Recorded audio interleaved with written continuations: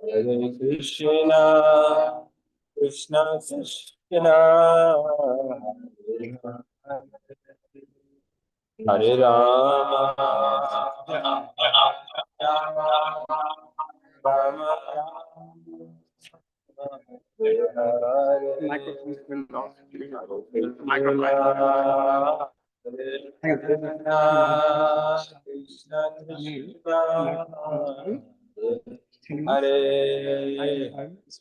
Rama, Rama Rama, Rama Rama, Jai Radha Radha Madhav Shri Radhe Jai Radha. And then I have, yeah, insert. And then I'm new to that. Jai Radha Giri Radha Giri Dhari Shri Radhe. I turn this one on. Turn question answer. Jai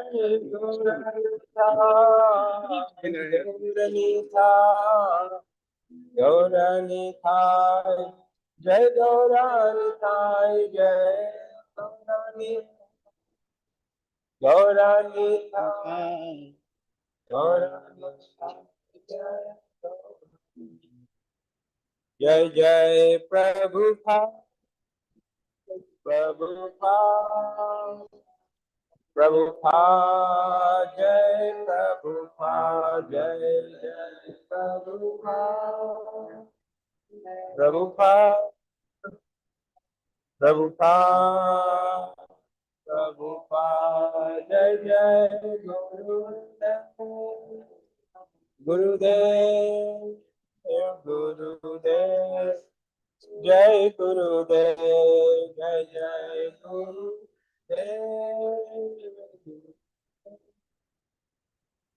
Gurudev, Jai Shri Radha Madhav Bhagwan ki jai, Shri Radha Giridhari Bhagwan ki jai, His Divine Grace Srila Prabhupada ki Om Jnana Timirandasya Jnananjana Shalakaya Chakshurunmilitam Yena Tasmai Shri Guruve Namah Shri Chaitanya Manobhishtam Sthapitam Yena Bhutale Swarupa Kadamayam Dadati Swaprandantikam Vandeham Shri Guru Shri Padikamalam Shri Guru Vaishnavasya Shirupam Sagrajatam Sagana Raghunatham Vitam Stam Sajivam Sadhaitam Savadutam Parijana Sahitam Shri Krishna Chaitanya Devam Shri Radha Krishna Padan Sagan Lalita Shri Vishakha Punitam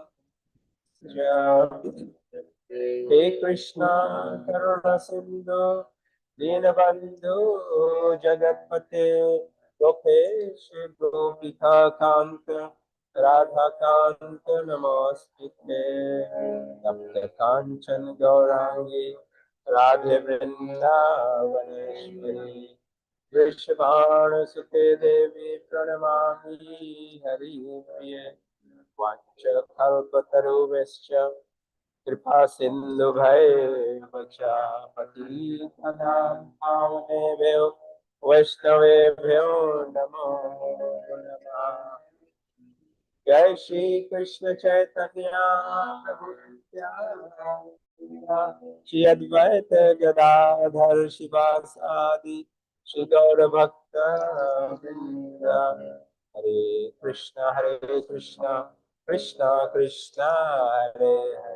Hare Hare Ram Ram Ram Hare Hare Hare Krishna Krishna Krishna Hare Hare, Hare Ram Ram Ram Hare Hare, Hare Krishna Krishna Krishna Hare Hare, Hare Ram Ram Ram Hare Hare. Om Namo Bhagavate Vasudevaya.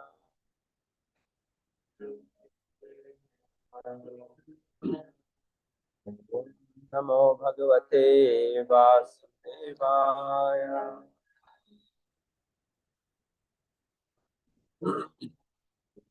Om Namo Bhagavate Vasudevaya. Om Namo Bhagavate Vasudevaya.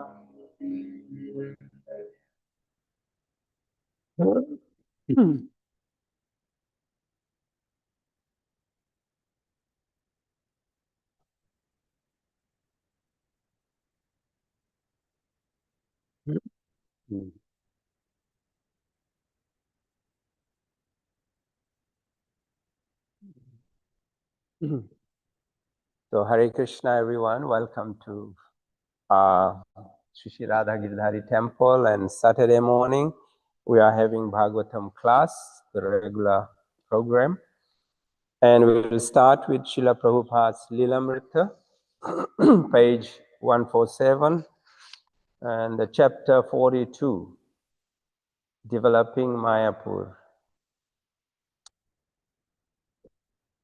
So the devotees had to leave without electricity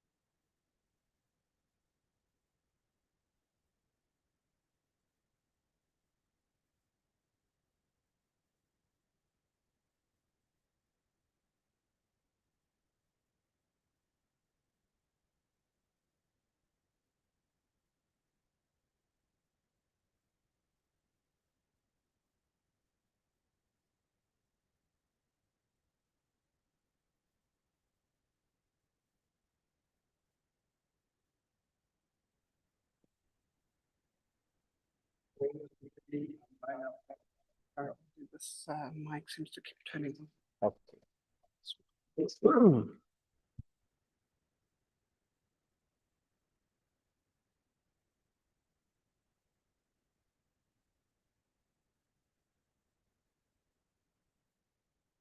Okay, yeah, the slamming of doors, although seemingly a minor fault,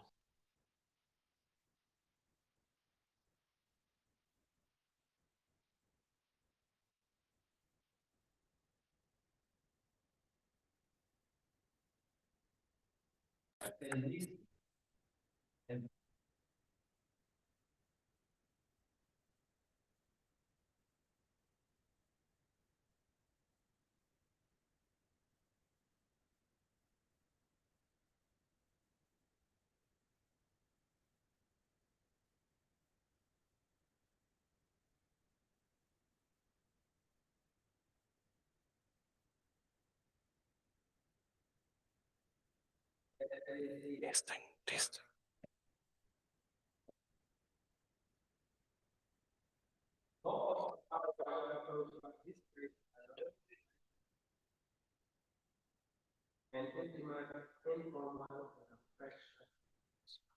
The whole goal of Vrindavan, so the devotees there were living with Prabhupada.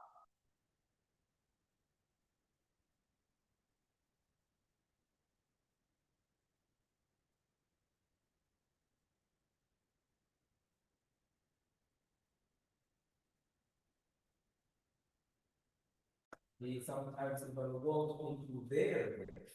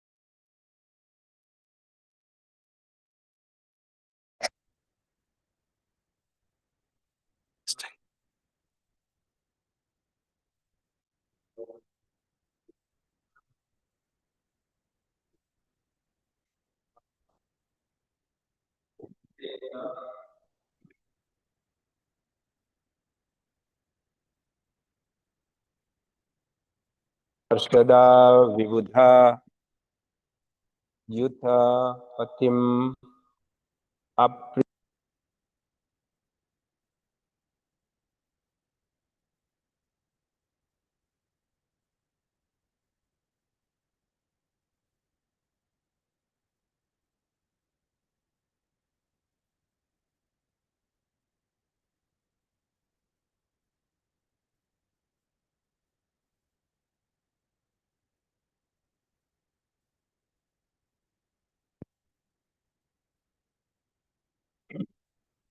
नीलवासा एक कुंडलो हल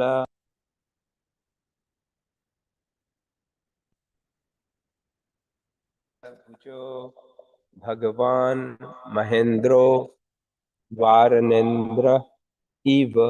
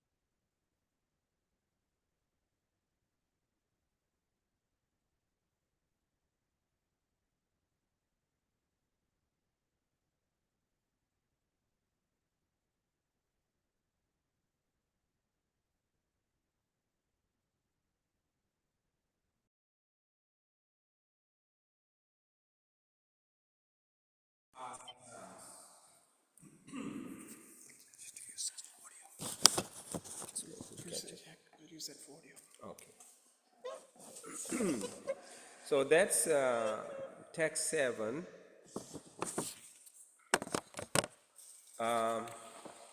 We'll go to text 8. It is also similar verse. So I'll chant this verse. Ya esha evam anushruto dhyayamano mumukshunam anadikal karma vasana gratitam avidyamayam hridaya granthim satvarajas tamomayam antarhridayam gat ashu nirbhinati tasyanubhavan भगवान स्वयंभुवो नारदासह तुम्बुरुना सभायां ब्राह्मणा संश्लोकयाम आस. Translation. If persons who are Srila Sukadeva Goswami continues here. If persons who are very serious about being liberated from material life hear the glories of Anantadev from the mouth of a spiritual master in the chain of disciplic succession, and if they always meditate upon Sankarshana, the Lord enters the cause of their hearts, vanquishes all the dirty contamination of the material modes of nature, and cuts to pieces the hard knot within the heart, which has been tied tightly since time immemorial by the desire to dominate material nature through fruitive activities. Narad Muni, the son of Lord Brahma, always glorifies Anantadev in his father's assembly. There he sings blissful verses of his own composition, accompanied by his stringed instrument or celestial singer, known as tumburu. Okay, so this is the translation of verse 8, purport by Srila Prabhupada Ki Jai. None of these descriptions of Lord Anantadev are imaginary. They are all transcendently blissful and full of actual knowledge. However, unless one hears them directly from a bona fide spiritual master in the line of disciplic succession, one cannot understand them. This knowledge is delivered to Narad by Lord Brahma, and the great saint Sri Naradji, along with his companion Tumburu, distributes it all over the universe. Sometimes the Supreme Personality of Godhead is described as Uttam Shloka, one who is praised by beautiful poetry. Narad composes various poems to glorify Lord Ananta, and therefore the word Samshlokayam Asa, praised by selected poetry, is used in this verse. The Vaishnavas in the Gauriya Sampradaya belong to the disciplic succession stemming from Lord Brahma. Lord Brahma is the spiritual master of Narad.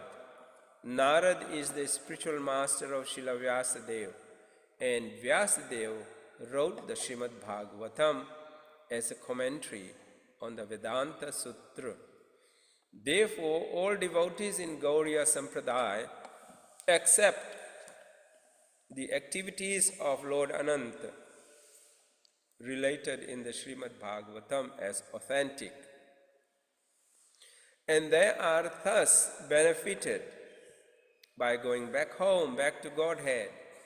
The contamination in the heart of a conditioned soul is like a huge accumulation of garbage created by the three modes of material nature, especially the modes of rajas, passion, and tamas, ignorance. The contamination becomes manifest in the form of lusty desires and greed for material possessions.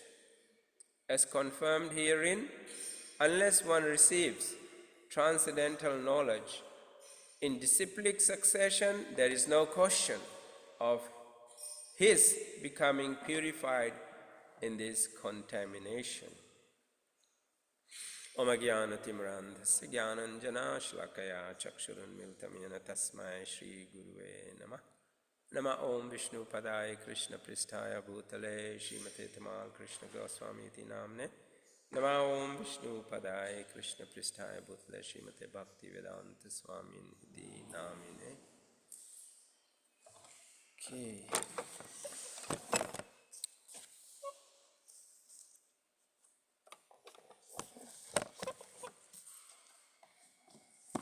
Right, so I'll start.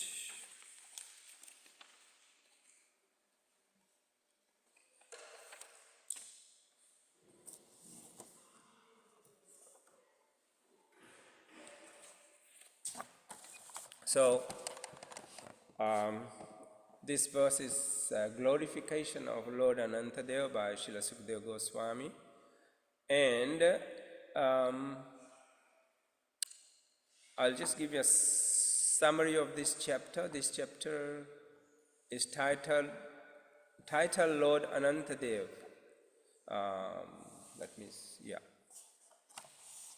And in this chapter, Sukadeva Goswami describes Ananta, and he is the source of Lord Shiva, whose body is completely spiritual. And Lord Anantadev resides at the root of the planet Patal, down. He always lives in the core of Lord Shiva's heart. And he helps Lord Shiva to destroy the universe. When the time of annihilation comes, then Lord Anantadev helps Lord Shiva to destroy the universe by producing fire from his 1,000 mouths. And thus he is sometimes called Tamasi, one who is in the mode of darkness. So that's a little introduction on this chapter, and Lord Anantadev has he has several names. Some of the names he's known as Anantashesh. He's also known as Sankarshan. He's also known as Adi Shesh. Adi means original. He's the original Guru, as we know, Balaram. He's the first expansion of Lord Sri Krishna, Balaram. And he's also known as Sheshnag. Lord Anantadev is the king of all serpents in the universe. He is the king of all the serpents.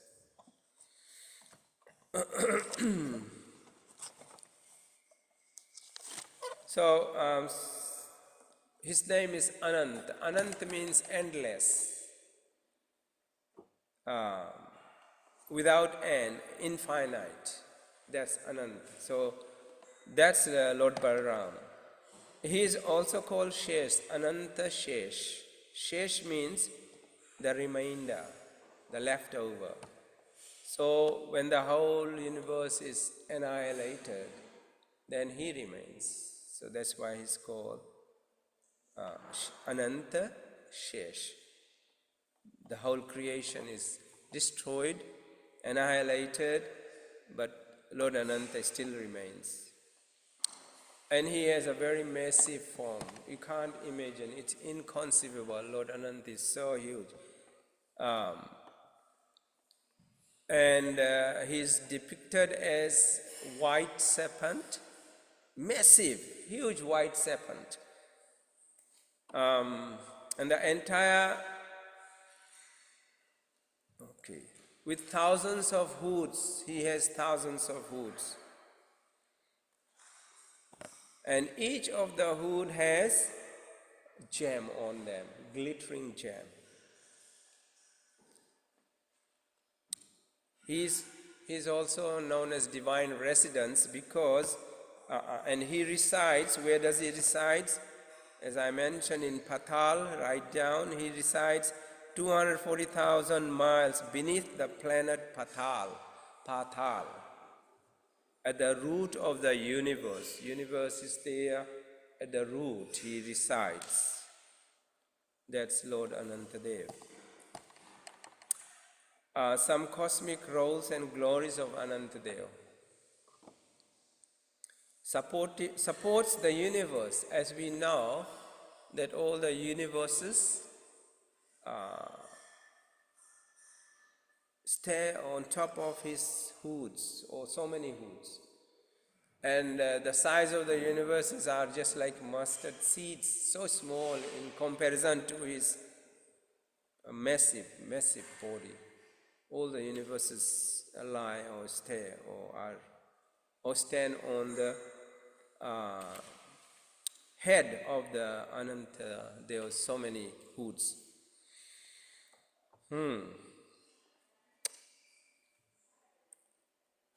It's just like a drop of water in the ocean. The universes appear so tiny, and he is able to sustain that. And he is eternal servant and bed. One of his roles is to be, he is eternal servant of Lord Sri Krishna. And Lord Sri Krishna's first expansion is Baladev. So Baladev has different forms too. He his another form is this Anantadev, a big serpent, Sheshanag. So he serves as the divine resting place, a couch. He becomes a couch for Lord Vishnu in the milk ocean. Kshir Sagar, he becomes a couch. We are all aware of that. And Lord Vishnu and Lakshmi Mata is there massaging Lord's feet. And he serves Krishna in that form. He is always serving Krishna. Another thing Lord does is chanting the glories of Lord Sri Krishna. With his thousands of mouths, he eternally chants the glories of Lord Sri Krishna or Lord Vishnu. And it is said that he's been chanting from time immemorial. Still, the glories of the Lord is unlimited, infinite. And he's still doing that. There's no end. And he is the agent, as I have mentioned, of destruction. He helps Lord Shiva to annihilate the universes when the time comes for pralaya.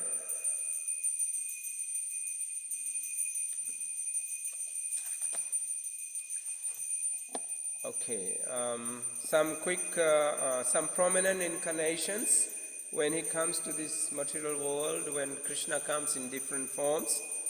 Anantadev is believed to have descended to earth several times to serve Krishna and his avatars.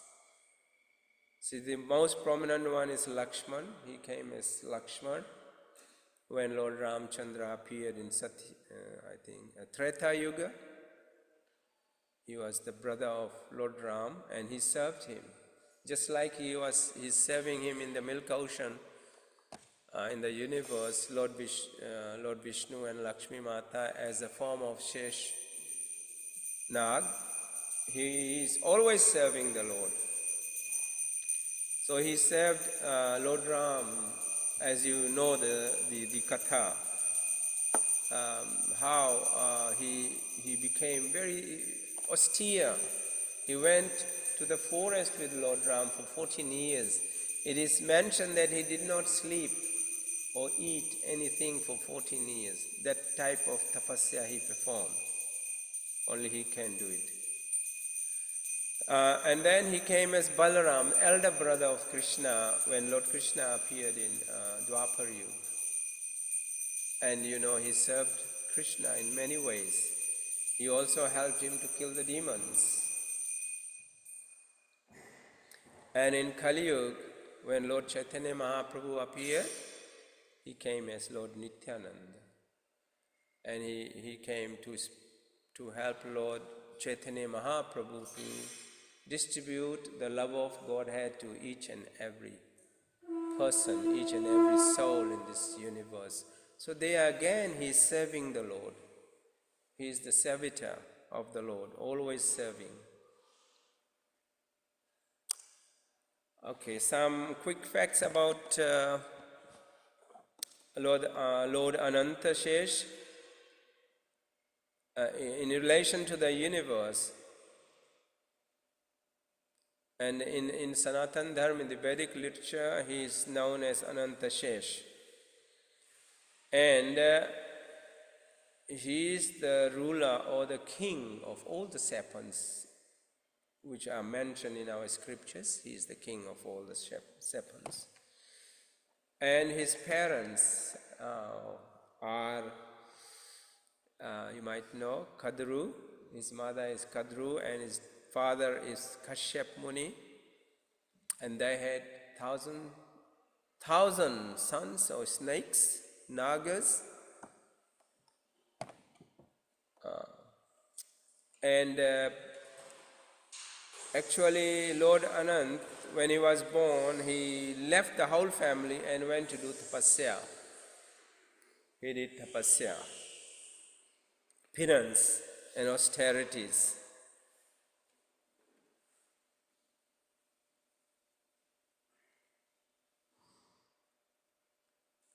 For his many virtues, qualities, he has good qualities and dedication. Lord Brahma entrusted Lord Anantadeva to support the universes and keep them steady. That's his job. Support the universes and keep them steady.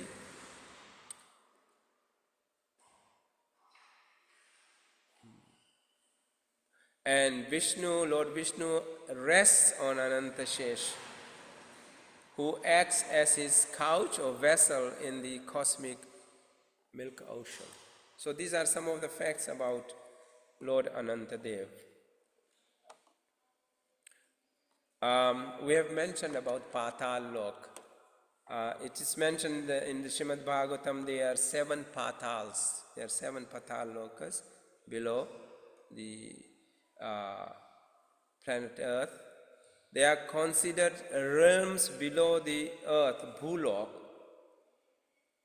and they are inhabited by various beings. Even there are some demigods down there. So many beings are living below in the Patal Lok.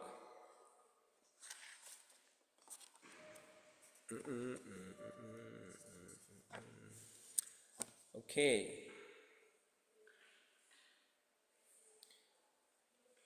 Some of the qualities of Lord Anantadev is he is detached from these material things, and his nature is he's very calm, very pure, and very detached.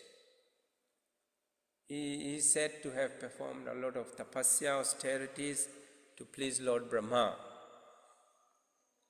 And of course, when the time comes for annihilation, then he's no more calm. Then he has to help Lord Shiva to destroy the universes. Okay, there was mentioned in the verse 8 about disciplic succession. So we'll touch on some of those things. We all know that there are 4 disciplic succession sampradayas, and it's mentioned in the Srimad Bhagavatam and Padma Puran. And to receive spiritual knowledge, transcendental knowledge, we have to listen or hear from gurus or Vaishnavas who come under this disciplic succession. Otherwise, it will have no effect on us. And those disciplic successions are coming from Brahmaji, Rudra, Lord Shiva, Shri is Lakshmiji, and the 4 Kumaras. These are these 4 sampradayas, as we all know.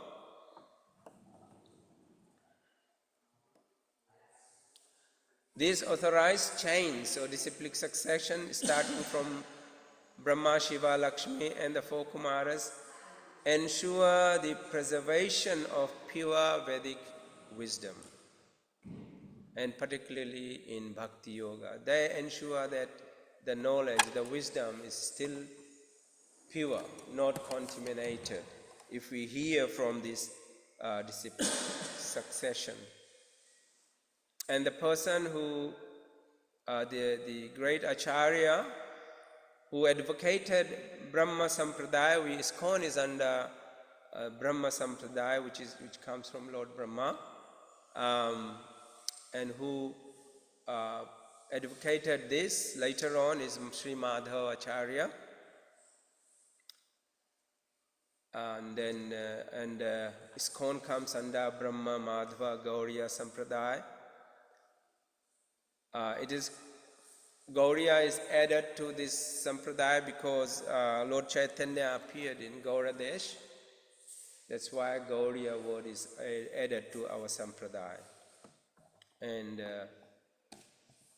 then comes Sri Sampradaya, which originates from Lakshmi, the goddess of fortune. And the Acharya who propagated this after that is Ramanuja Acharya. who propagated the philosophy of Visishta Advaitavad. And then comes Rudra Sampradaya. Rudra is one of the forms of Lord Shiva. And the Acharya who later propagated this Sampradaya and carried on was Sri Vishnu Swami. And after him was Sri Vallabhacharya. And they represent the Shuddha Advaitavad, purified monism school of teaching Bhakti Yoga. And the last one is Kumar Sampradaya. And as you know, these four Kumaras are sons of Lord Brahma. And they are Sanak, Sanatan, Sananda and Sanat Kumar. Kumar Sampradaya, who are the mind-born sons of Lord Brahma, born from the mind. And its main historical figure who propagated Kumar Sampradaya is Sri Nimbarka Acharya. So it is mentioned and it's always emphasized that we should hear transcendental knowledge like Srimad Bhagavatam, Bhagavad Gita from one of these sampradayas and those acharyas and gurus who come under these acharyas. We should hear from them. It's so important. And there are so many people who are preaching Srimad Bhagavatam and they don't come under any of these sampradayas. So their preaching has very little effect or no effect on the people who hear them. They don't become devotees. They just hear, and they are very, very well spoken, well versed, but the effect is not there. So it is we have to be very careful whom we hear from. Okay, the purpose in Srimad Bhagavatam. In Srimad Bhagavatam itself, the Srimad Bhagavatam itself is transmitted through this disciplic succession which we are talking about. For example, it is described how the knowledge was spoken by Lord Sri Krishna to Lord Brahma. The first verse, 1.1.1, Janmadi asya thon vyad iti ratas chartheshva abhigya swarat tene brahma hridaya adikaviye muyanti yat surya. So tene brahma hridaya adikaviye. Lord Sri Krishna transmitted this Srimad Bhagavatam and the Vedic knowledge into the heart of Lord Brahmaji. And then Lord Brahma discussed or transferred this knowledge to his son Narad Muni. And then Narad Muni did the same thing to Vyasadeva, the Vedic knowledge. So far it has been through hearing only. Nothing was written at that time. So Vyasadeva knew that in Kali Yuga people, manda sumanda mati or very short memory, they won't be able to remember or recall. So Srila Vyasadeva had it written. So the Vedic knowledge was then written. And the four Vedas and all these scriptures were written by Srila Vyasadeva.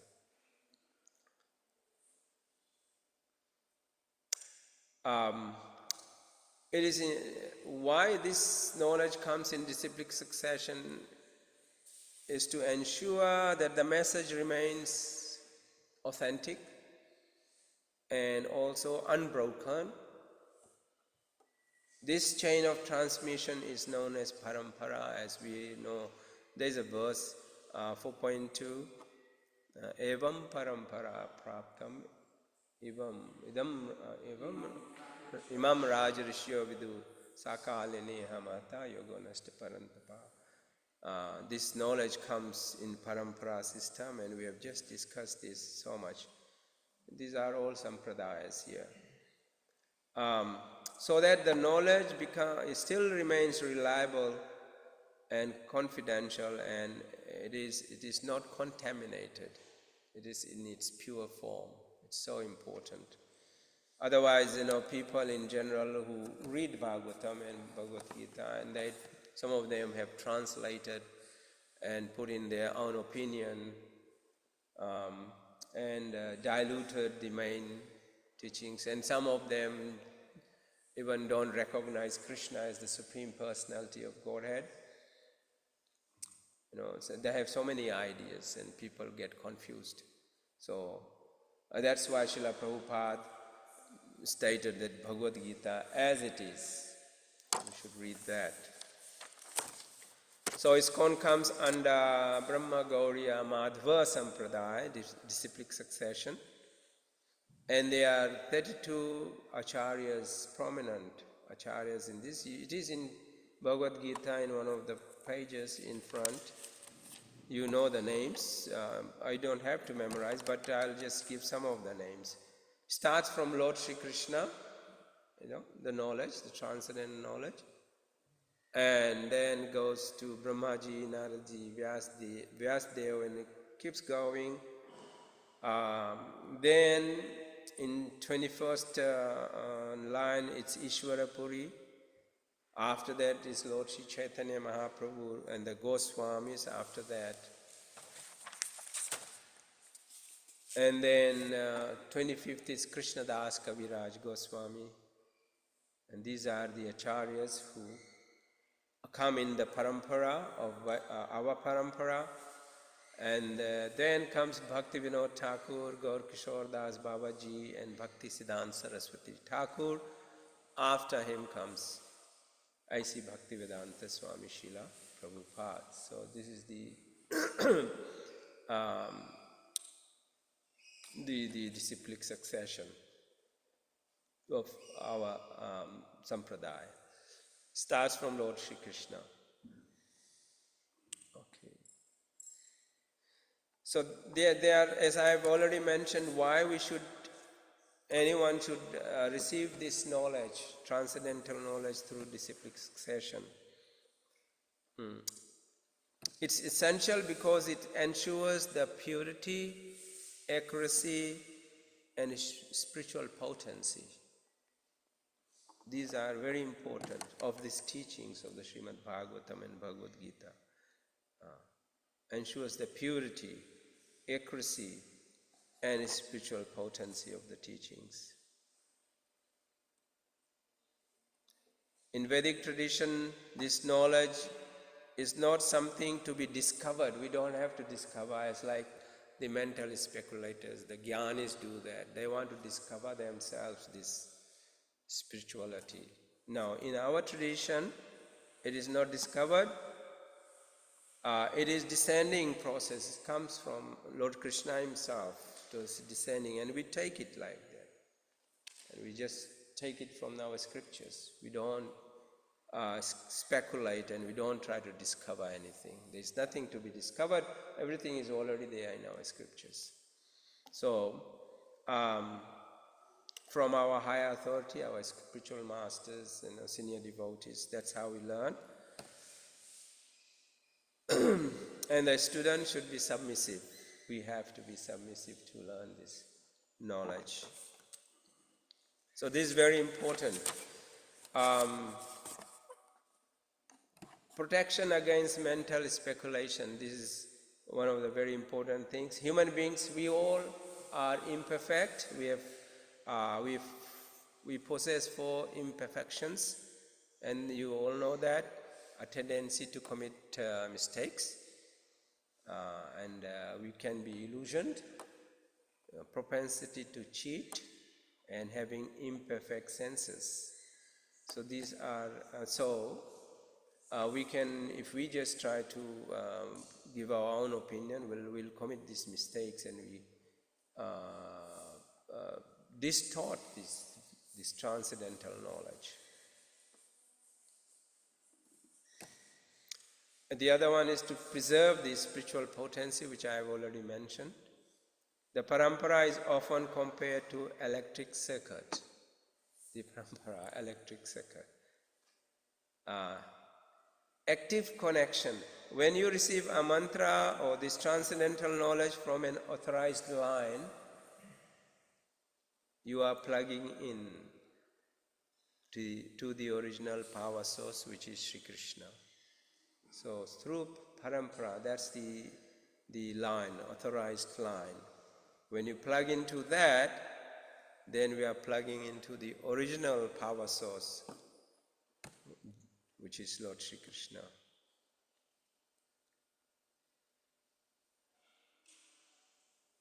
And once we are disconnected, then the chain is broken if we do that. Then the spiritual potency is finished, and there are self-made gurus who do that with big words, enchanting words, very attractive. Their instructions will not be transformative. They will have no effect on the listeners or hearers. So it's so important to hear from bona fide spiritual masters. And verification, check and balance, the parampara does that. Guru, Shastra and Sadhu, these are the three personalities. Yes, to keep check and balance of our transcendental knowledge given by Lord Sri Krishna. The words of the spiritual master must align. If there is a guru we are following, his words, his preaching must align with Shastra, Guru, Shastra, and the teachings of previous saintly persons, sadhus. So they keep check and balance of our transcendental knowledge. So it's so important.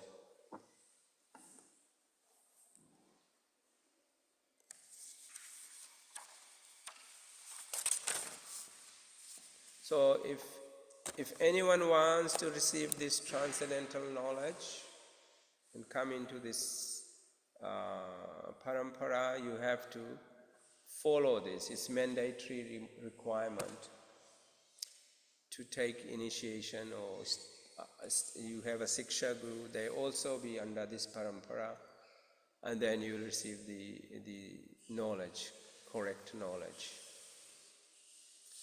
And the parampara gives direct access to Krishna. Through, not direct access, when I say direct access to Krishna, through his servant. Vedic texts state that one cannot approach Krishna directly, one must go through his devotee.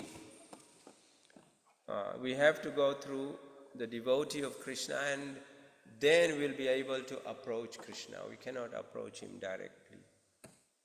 We are not qualified, we don't have that bhakti.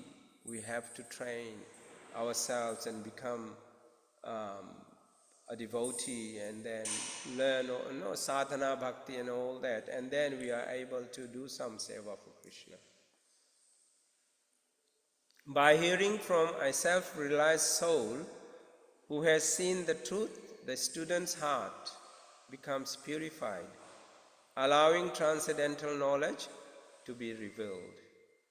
So in Bhagavad Gita, Krishna himself mentions in 434, Tadvidhi pranipatena pariprashnena sevaya updakshanti te jnanam jnaninas tattva darshina. Just try to learn the truth by approaching a spiritual master. Inquire from him submissively and render service unto him. The self-realized souls can impart knowledge unto you because he has seen the truth. That's how we should learn transcendental knowledge. So that's the process. And Krishna has given it, he himself. When we do that, then our heart becomes gradually purified. The contaminations disappear gradually. And then if you accept a spiritual master, and that becomes your eternal spiritual master. Our spiritual master is eternally ours. So when you go back to Godhead, he's there serving Krishna, and you will serve your spiritual master. Serving a bona fide guru connects the student eternally to the entire line of teachers, the disciplic succession, and ultimately Krishna himself.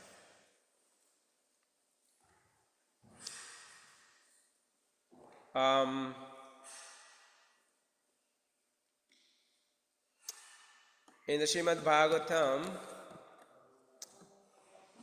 and related our scriptures, a bona fide spiritual master is defined not by birth.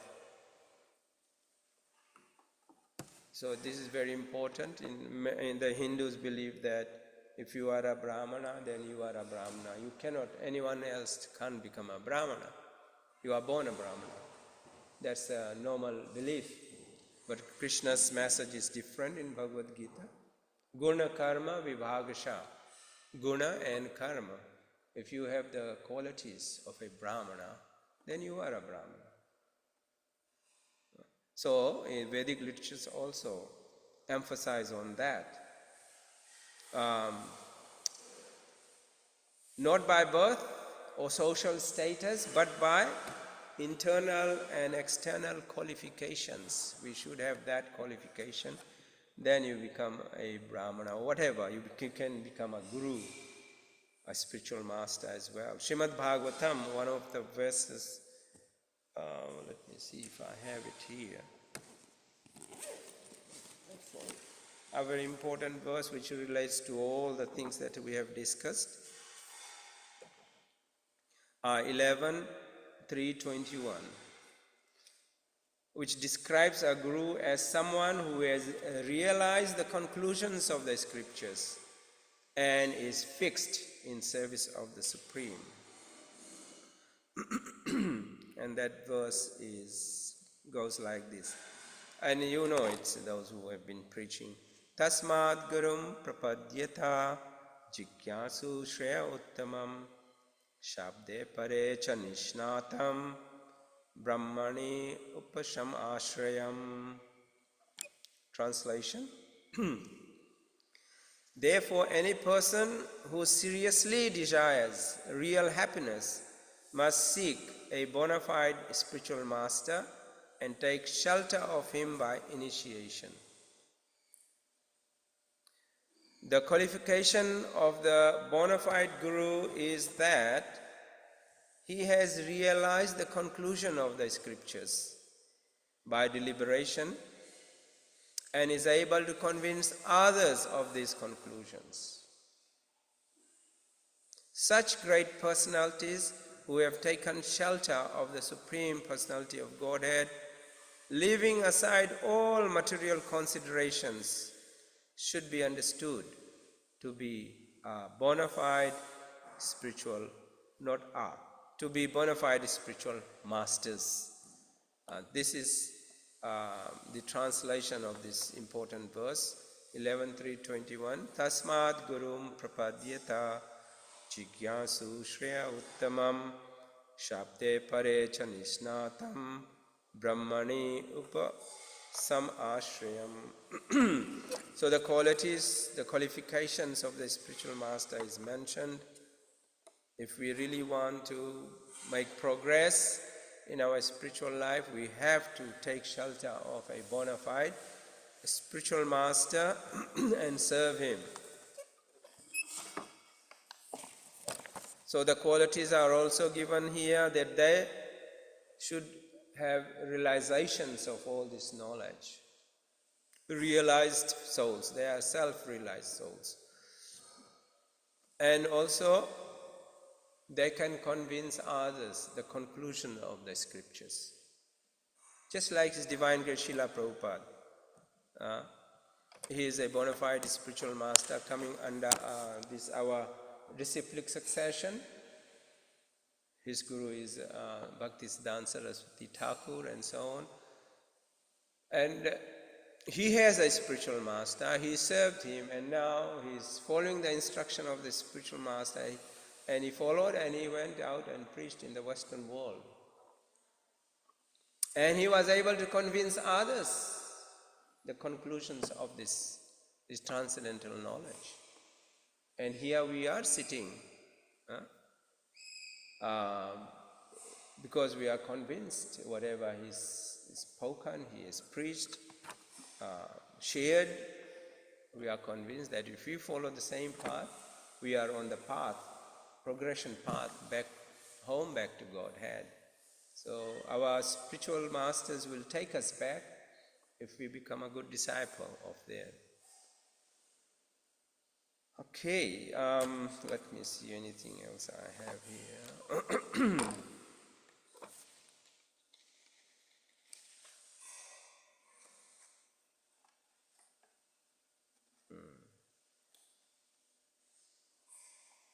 The symptoms I have already discussed about a bona fide spiritual master is no personal whims. They do not manufacture new processes or offer personal opinions. They simply repeat the message of Krishna exactly as it is spoken in the scriptures. That's one qualification of a spiritual master. No personal whims. Number two is unalloyed devotion. They are 100% unalloyed devotees. That means their service is not tinged by desires for material gain, mental speculation, or fame. So nothing of those things. They are 100% devoted to their spiritual master.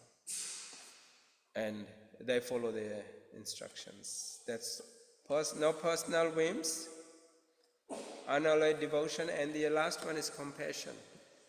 This is another very important quality of Srila Prabhupada. Had so much compassion that in that age he traveled around the world trying to bring conditioned souls to Krishna, closer to Krishna, and then allow them to go back home, back to Godhead. This is the real compassion. And we should try to imbibe this compassion too. The gurus, their primary motivation is extremely compassionate, not a little bit, extremely compassionate. They seek only to deliver the suffering souls of this universe. So that's being compassionate. Example, the parents who have no transcendental knowledge, they are not compassionate. They don't know, and their children, they don't give them the right spiritual knowledge and so on. So that's not being compassionate, giving them good food and clothing and education. They think this is all what compassion is. No, the real compassion is to help a soul to go back home, back to Godhead. And that's what is being done by Srila Prabhupada's movement, ISKCON. And we should follow in his footsteps, our Guru's footsteps, and try to help. That's why this preaching work is going on. Book distribution, prasad distribution, self-preaching, Harinam, Sankirtan, getting the fallen, conditioned souls, attract them to us so that then we can talk a little bit according to their mentality, how much they can take, and then do some preaching work. Yeah, the best thing is give a book so that they, in their own time, they can read. So this is Prabhupada's movement, and this is what he emphasizes. His spiritual master emphasized on distribution of books, Harinam and Prasad distribution, which is being continued.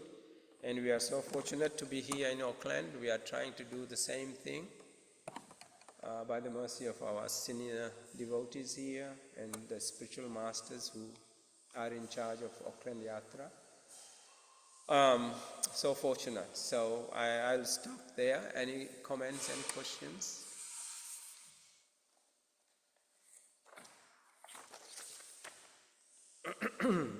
I have repeated, you all know these things.